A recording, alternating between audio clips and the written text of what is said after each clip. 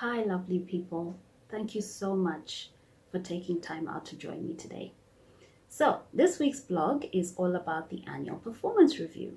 It's that time of the year when a lot of us are having to conduct these reviews, and as much as we may dread doing them, we can't avoid them.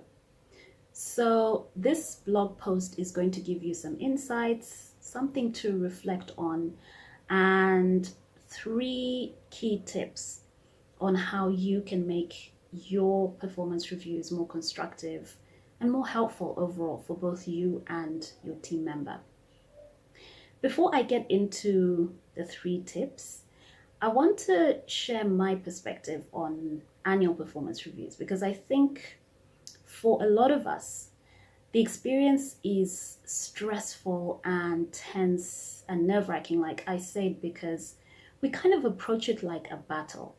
The manager goes in armed with all their evidence and almost like ammunition to support and prove their rating. And then the subordinate also goes in with their evidence armed to prove their rating. And when you think about it, what are they rating? The same objective. They're on the same team. They spend a lot of time on average working together towards the same goals during the year. So why should this encounter be a combative one? So that's my take on it. And I invite you to just reflect on that. So let's get into the tips. Tip number 1 is how you show up. There are 2 key points here. And one is be authentic. Just be yourself. If you're nervous, let your team member know, but encourage them and reassure them that you'll make the discussion as constructive as possible and helpful for them.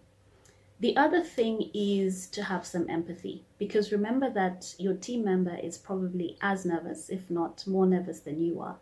So watch how you carry yourself. And here I'm talking about body language, tone of voice, facial expressions, anything that can interfere or influence the way that your feedback is going to be received. So if, for example, you appear dismissive or even distracted, even if you are giving positive feedback, it may not be received the way that you intended. So just watch out for that. The second thing is your approach. And here we have 3 key points. The first one is preparation. Preparation is always key. So make sure you've set aside enough time for the discussion, but also that you've gone through all the notes and any documentation that's related to the performance of this team member throughout the year. Because you don't want to spend the whole discussion going item by item, point by point, activity by activity. You want to focus on celebrating what they did well, and then looking at what they didn't do so well and moving on from there. The second thing is to start with reinforcing and praising and acknowledging all the positives, all the efforts and the results that your team member achieved. Then you can move on to the areas that need improvement. And here you need to be sincere. Don't beat about the bush. Be frank about it, but of course respectfully and politely, so that you allow your team member also to open up about what could be causing the poor performance. Oftentimes we assume, but we really don't know. Maybe somebody's going through a hard time at home, or they struggle to work with their team members. So at this point, you really need to listen. Put your, as I call, heart and mind listening ears on, because you really do want to get to the root of the poor performance. The third thing here is to always be objective. Easier said than done. I'll give you an example of what not to do. Your team member walks in, and then you remember that your friend told you that your team member is going out with their spouse. So of course, you're going to have feelings about that situation and about the team member. But you want to make sure that any feelings, opinions, personal judgments like that are really genuinely put aside during your performance review. The third thing is give your team member 3 gifts.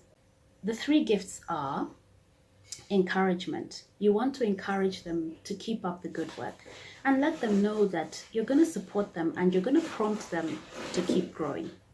The second thing is motivate them. Let them know that they will make mistakes next year, but they must be open and transparent, and you'll support them in this because you want them to learn from their mistakes. And the third thing is give them the gift of hope.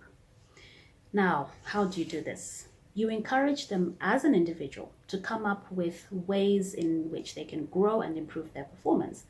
And you encourage them to identify resources or opportunities, for example, mentoring, soft skills training, or being attached to a project that is not in your department.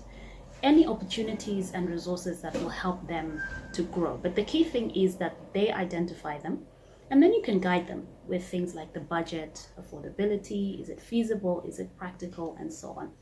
So those are the 3 tips: how you show up, your approach, and those 3 gifts as you conclude your review. I really hope this has helped. Read the blog, and if you're not doing reviews regularly, start next year.